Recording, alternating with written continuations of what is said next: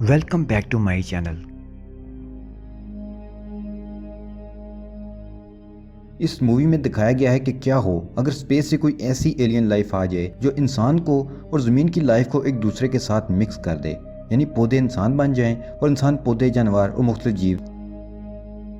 इस मूवी में हम देखेंगे कि आसमान से एक मीटेओर ज़मीन पर आ गिरता है जिसमें एलियन सेल होते हैं। वो सेल जब ज़मीन पर बाकी जानदारों, इंसानों, जानवरों, दरख्तों से मिलते हैं तो उनको बदल कर रख देते हैं। इंसान भी पौधे बनने लगते हैं। इस मूवी में दो साइंटिफिक कंसेप्ट को दिखाया गया है, रिफ्रैक्शन और सेल डिवीजन। मूवी कहानी शुरू करने से पहले मैं आपको रिफ्रैक्शन और सेल डिवीजन के बारे में थोड़ा सा बता देता हूँ, जिससे आपको इस मूवी की कहानी को समझने में मुश्किल नहीं होगी और आपको मज़ा भी आएगा।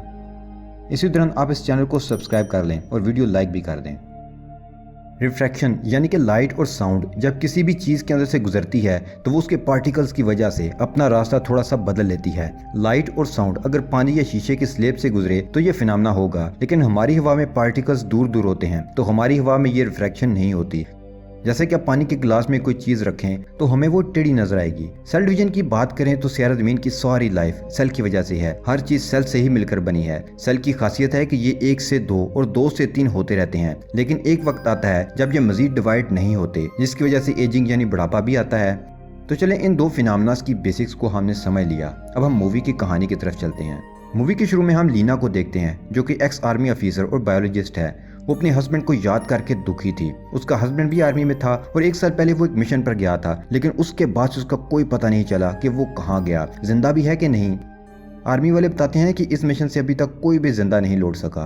एक दिन लीना अपने घर काम कर रही होती है कि उसका हस्बैंड घर आ जाता है। वो खुश होकर उसे गले लगा लेती है और उसके मिशन के बारे में पूछती है कि वो कहाँ गया था और 1 साल से कहाँ था, लेकिन उसे तो कुछ भी याद नहीं था। वो अजीब सा बिहेव कर रहा था। तो जब वो पानी पीता है तो उसके मुंह से ब्लड निकलने लगता है। वो अपने हस्बैंड केन को लेकर निकलती है तो रास्ते में उसे ऑर्गेनाइजेशन वाले ले जाते हैं। वो उसके हस्बैंड की ट्रीटमेंट शुरू कर देते हैं ताकि वो बच सके, लेकिन उसकी तबीयत बिगड़ रही थी। अब डॉक्टर वेंट्रस लीना से तफ्तीश करने लगती है और उसे बताती है कि इस मिशन से कोई भी वापस नहीं लौट सका सिवाय केन के। अब हम ये जानते हैं कि आखिर वो मिशन था क्या। हुआ ये कि 3 साल पहले जब आसमान से आया हुआ एक मेटेओर फ्लोरिडा के एक इलाके ब्लैक वाटर नेशनल पार्क में एक लाइट हाउस पर गिरा तो वहाँ तब्दीली आने लगी, क्योंकि इस मेटेओर में मिस्टीरियस एलियन सेल्स थे। उन्होंने वहाँ एक डोम बना लिया जिसे उन्होंने शिमर का नाम दिया और उसके अंदर वो मल्टीप्लाई होने लगे, जैसा कि सेल की खासियत होती है मल्टीप्लाई होना। लेकिन वो सेल आसपास की चीजों को भी रिफ्लेक्ट करने लगे और जब ये एलियन सेल किसी दूसरे जानदार, चाहे वो जानवर, परिंदे, दरख्त, इंसान हो, वो उनको भी तब्दील कर देता, क्योंकि वो उसके डीएनए के साथ मिल जाता। इसलिए वहाँ अजीब क्रिएचर्स बनने लगे और शिमर दिन ब दिन साइज में बड़ा होने लगा। गवर्नमेंट ने इसके अंदर मशीन्स, इंसान सब भेजे कि कुछ इन्फॉर्मेशन मिले, लेकिन जो भी इसके अंदर गया वो वापस नहीं लौट सका सिवाय केन के। ऑर्गेनाइजेशन वाले से अकेला नहीं छोड़ने वाले थे, उन्होंने इस पर ध्यान रखा हुआ था। लेकिन शिमर वक्त के साथ साथ बड़ा होता जा रहा था। ऐसे लग रहा था कि वो पूरी दुनिया में फैल जाएगा, लेकिन वो कुछ भी नहीं कर पा रहे थे। अब वेंट्रस लीना को भी नए मिशन के लिए कहती है कि वो इसमें शामिल हो जाए, क्योंकि वो सेलुलर बायोलॉजिस्ट थी। इस मिशन में वो लोग शामिल होते थे जिन्हें कोई जानलेवा बीमारी है या अपनी जिंदगी से तंग हैं। लेकिन केन तो हैप्पीली मैरिड था, वो क्यों इस मिशन पर चला गया? असल में हुआ ये कि केन और लीना का रिलेशन खराब हो रहा था, क्योंकि केन आर्मी में था। वो लीना को ज्यादा टाइम नहीं दे सकता था। जब मिलना कम हुआ तो लीना ने बेवफाई शुरू कर दी और आपस में एक आदमी से अफेयर शुरू कर दिया। लीना ये समझती थी कि केन को इस बात का इल्म नहीं होगा, लेकिन केन को पता चल चुका था, इसलिए वो डिसर्ट हो गया और इस सुसाइड मिशन पर चला गया। अब गवर्नमेंट न्यू मिशन को शिमर के अंदर भेजने वाली है। इस न्यू मिशन में जस्ट फीमेल मेंबर्स ही जाएंगी। वो इस वजह से कि पहले जो मिशन गए उसमें जस्ट मेल थे, तो वह फीमेल भेजी जाएंगी। लीना को पता चल जाता है कि केन मेरी वजह से ही इस डेडली मिशन पर गया था और मेरी ही वजह से उसकी ये हालत है। वो रिग्रेट फील करती है और इस मिशन पर जाने के लिए रेडी हो जाती है। वो शिमर के अंदर जाकर देखना चाहती है कि आखिर उसके हस्बैंड को क्या हुआ, ताकि वो उसे ठीक कर सके। अब ये 5 फीमेल्स का ग्रुप शिमर के अंदर जाने के लिए रेडी था।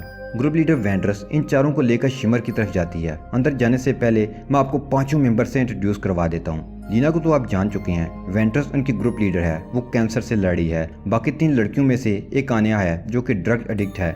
दूसरी लड़की जोशी जो कि फिजिशिस्ट है, वो डिप्रेशन का शिकार है। तीसरी लड़की शेफर्ड जियोलॉजिस्ट है और उसका गम यह है कि उसने अपनी प्यारी बेटी को खो दिया। ये पांचों अपनी अपनी जिंदगी में सफर कर रही हैं और इसी हालत में ये यहाँ आ गई हैं। अब ये पांचों शिमर के अंदर दाखिल हो जाती हैं। उसके बाद सीन शिफ्ट होता है तो वो एक टेंट में होती हैं, लेकिन उन्हें कुछ भी याद नहीं था। कि कब टेंट बनाया, कब वो अंदर आए। शेफर्ड कहती है कि हम यहाँ 3-4 दिन से हैं क्योंकि हमारा खाना गल सड़ चुका है। दरअसल जब वो शिमर के अंदर आई तो शिमर की मिस्टीरियस पावर ने उन्हें सब बुला दिया। अब वो अपने गैजेट्स को देखती हैं, वो काम कर रहे थे लेकिन सिग्नल बाहर नहीं जा रहे थे। उनके ठीक ऊपर 20 सैटेलाइट्स थे, लेकिन जो भी सिग्नल वो भेजती शिमर से रिफ्लेक्ट होकर वापस आ जाता। इनका कंपास भी काम नहीं कर रहा था। उन्होंने यहाँ से लाइट हाउस तक पहुंचना था, लेकिन बिना किसी डिवाइस की मदद के अब उन्हें सूरज को देखकर ही डायरेक्शन का पता लगाना था। तो वो अंदाजे से चल पड़ती हैं। रास्ते में लीना एक फूल के पौधे को देखती है जिस पर 2 अलग तरह के फूल की स्पीशीज इकट्ठी थी। उसे ये अजीब लग रहा था।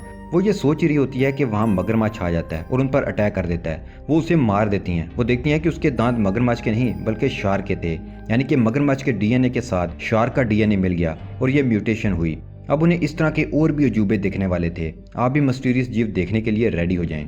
अब यहाँ से जब वो आगे बढ़ती हैं तो उन्हें एक हिरन दिखाई देता है जिसके सींग किसी प्लांट की ब्रांच की तरह थे जिस पर फूल लगे हुए थे, यानी हिरन के डीएनए के साथ प्लांट का डीएनए रिफ्लेक्ट हुआ और वो इस शक्ल में आ गया। लेकिन यहाँ एक और हैरानी की बात थी कि इस हिरन जैसा हूबहू हिरन उसके साथ था, वो उसका डुप्लीकेट था और दोनों एक साथ मूवमेंट कर रहे थे जैसा वो उसका साया हो।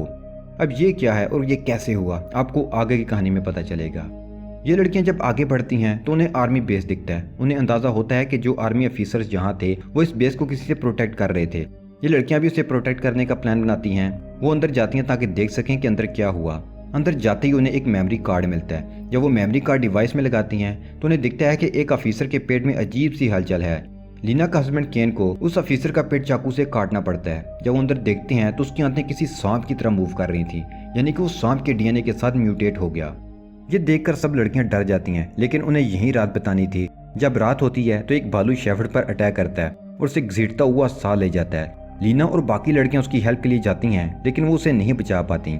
सुबह जोशी और आनिया बहुत डरी हुई होती हैं। वो कहती हैं कि हमें शिमर से बाहर चले जाना चाहिए, लेकिन लीना और वेंट्रस लाइट हाउस तक जाना चाहती हैं। इसे लीना उन्हें झूठी तसल्ली देते हुए कहती है कि हमें लाइट हाउस तक जाना चाहिए, वही यहाँ से बाहर जाने का रास्ता है। फिर वो लाइट हाउस की तरफ चल पड़ती हैं। अब रास्ते में उन्हें और भी अजीब चीजें दिखने वाली थी। उन्हें इंसानों की तरह नजर आने वाले प्लांट नजर आते हैं। ये प्लांट नहीं थे बल्कि इंसान ही थे जो इससे पहले शिमर में भेजे गए, लेकिन एलियन सेल्स की वजह से इंसान का डीएनए प्लांट के साथ रिफ्लेक्ट कर गया और ये प्लांट और इंसान जैसी मिली जुली मखलूक में म्यूटेट हो गए।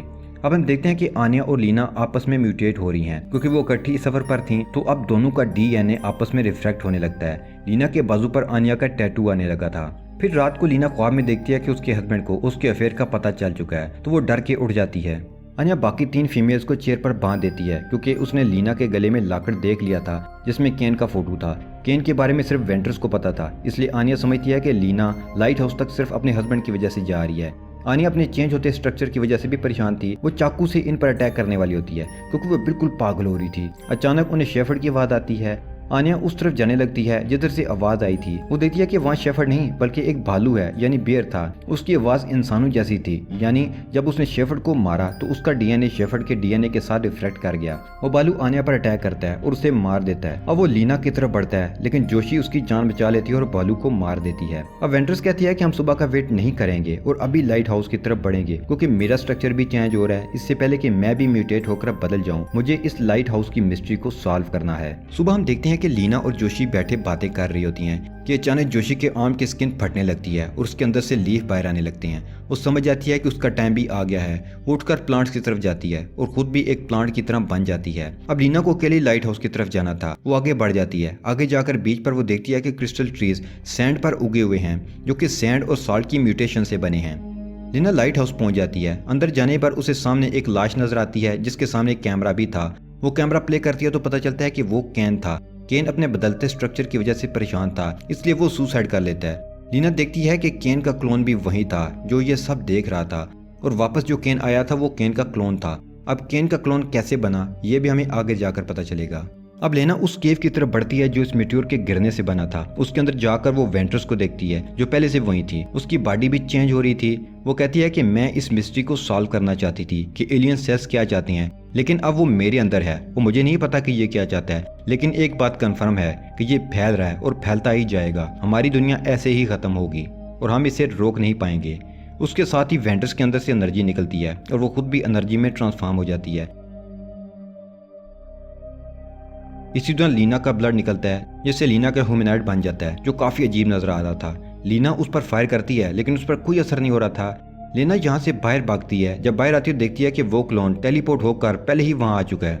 अब लीना जैसे जैसे मूवमेंट करती है वो भी वैसे ही मूव कर रहा था, वो उसे कॉपी कर रहा था। लीना उसे मारने की कोशिश करती है लेकिन वो खुद को ही चोट पहुंचा रही थी क्योंकि वो ह्यूमनॉइड उसी की कॉपी कर रहा था, इसलिए उसे मारना बेकार था। लीना फास्फोरस बम को उसके हाथ में पकड़ाती है। हाथ टच होते ही वो ह्यूमनॉइड लीना के क्लोन में बदल जाता है और लीना को कॉपी करना छोड़ देता है। इससे लीना बाहर आ जाती है। क्लोन अंदर ही था। बम फटते ही वहाँ आग लगती है। वो क्लोन वापस ह्यूमनॉइड में बदल जाता है। उसके हाथ पर आग लगी थी लेकिन उससे कोई फर्क नहीं पड़ता। फिर देखते ही देखते वहाँ आग भड़क जाती है और लाइट हाउस जल जाता है और शिमर भी खत्म हो जाता है। लीना इस मिशन में कामयाब होकर वापस आ जाती है।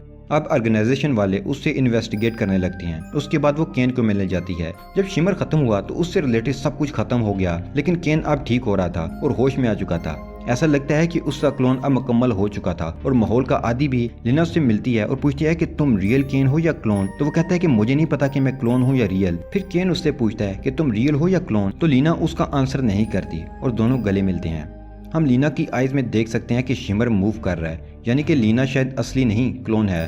असली लीना शायद लाइट हाउस के अंदर ही मारी गई और बाहर जो केन है वो असली है या क्लोन, इसका भी मालूम नहीं हो सका। वो एलियन सेल्स क्या चाहते थे ये भी पता नहीं चला, क्योंकि एलियन अगर दुनिया को तबाह करना चाहता है तो मिस्टीरियस अंदाज में और किसी की नजर में आए बगैर भी कर सकता है। आखिर उसमें रिफ्रैक्ट की पावर है तो वो अब दुनिया में कुछ भी कर सकता है। अगर इस मूवी का नेक्स्ट पार्ट बना तो सारी मिस्ट्रीज उसी में सॉल्व की जाएंगी। तो दोस्तों यहीं पर इस मूवी की कहानी खत्म होती है। अगर आपको इस मूवी की एक्सप्लेनेशन अच्छी लगी तो कमेंट करके जरूर बताइएगा और ये भी बताएं कि आपको क्या लगता है कि लीना और केन असली हैं या क्लोन।